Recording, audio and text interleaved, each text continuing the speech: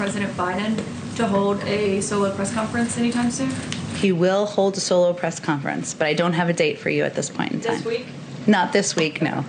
Go ahead. So why the delay, and when can we expect the president to hold a press conference? This president came in during a historic crisis, two historic crises. That's where his time, energy, his focus has been.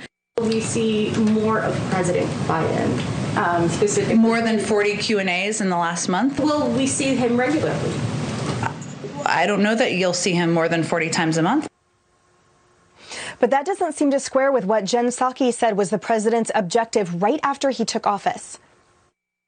If the president were standing here with me today, he would say he works for the American people. I work for him, so I also work for the American people.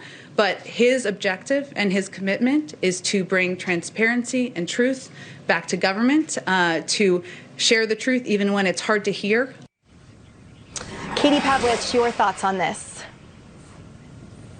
I think it's quite odd for a president who campaigned on getting back to norms and tradition is not sticking with tradition when it comes to speaking with the press. And Press Secretary Jen Psaki was being quite dishonest yesterday when she was saying, well, if you think that 40 times that the president has appeared isn't enough, I'm not sure you're going to see more of him. These were not the president speaking to reporters in a candid fashion. It was the president walking off from a signing event and not actually answering questions or any kind of follow-up questions. So for someone who campaigned on being transparent and open with the American people, someone who said they were going to be a leader, someone who's been in government for more than 40 years, it's time for him to take some questions from the press corps about his policies over the course of his first few weeks in office.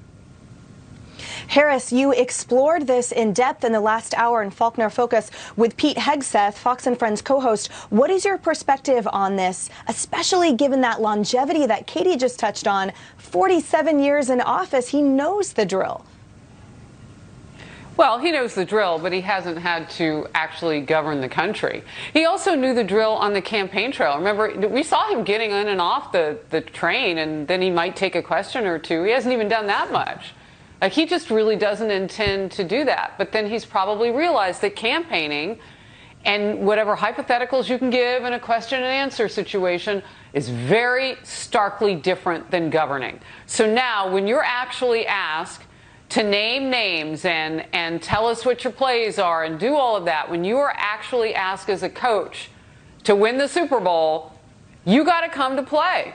And I don't see this happening outside of Jen Psaki. He's not taking those direct questions and answers. And so now the question is looming, why is that? And it's a fair one. Why is that? Good opportunity to do it tomorrow night.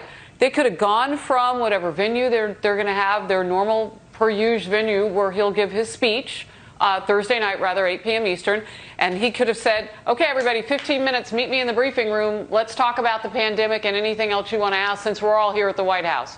But no, it's probably going to be the situation where he just speaks at us again, because we haven't been invited there not to ask questions. And Joey, this is all against the backdrop of what we discussed earlier, which is learning that he's not even getting briefed on really urgent matters. And yet this is juxtaposed with him wielding the power of the pen, of the executive power of the government. I mean, like he's a genie in a bottle. So why the discrepancy, and how can this be stomached by the American people? Well, it's not being stomached very well. You know, when you graduate boot camp in the Marine Corps, you have to memorize your rank structure from the guy in charge of you or girl in charge of you all the way to the President of the United States and every secretary in between. So it's hard for me to understand why as an 18-year-old I had to know those 30-some-odd names and ranks, and he can't say the Secretary of Defense anymore. Like, that's too much for him to understand and remember. I find that offensive. I fought in a couple of wars under a president. I would like to know the name of the bosses in between us, and it really is troublesome. I'm not going to make fun of him or say he's in cognitive decline, but why can't the man answer questions? He's in charge of the country, and Jen Psaki isn't doing a great job. I'll circle back is not an answer. That's a deflection. And so we have big questions like, hey, one of the largest spending bills ever, and it's completely partisan. These huge pieces of legislation coming through are completely partisan. Can you redefine unity for us, Mr. President? Can you define border crisis? Can you define anything that you're doing that has people worried? These 48 days are troublesome, questioned 48 days. We need answers.